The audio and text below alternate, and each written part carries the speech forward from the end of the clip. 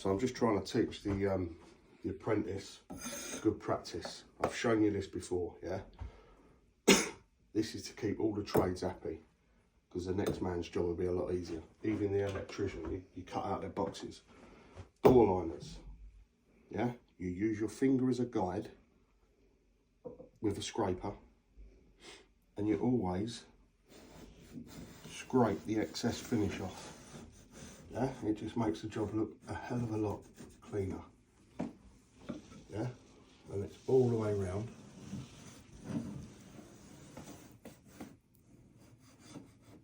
It's getting into good habits. When you get in good habits, then you become a better tradesman. All the way down. There's no need to tape it at all. It's it nice and straight up here. And the architrave will sit on there nicely. Next tray will trail it in even more. And then you just wipe it with a sponge.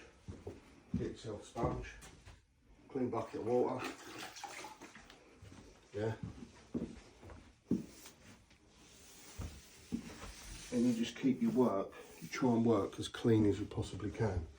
Yeah? Because plastering is a messy trade. Yeah? It's probably, well, it is the messiest trade, isn't it, plastering?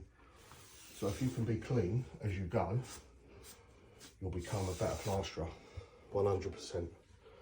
So yeah, that's my little tip for the apprentice on his first week, and he's doing absolutely brilliant. Long may that continue. Have a good day.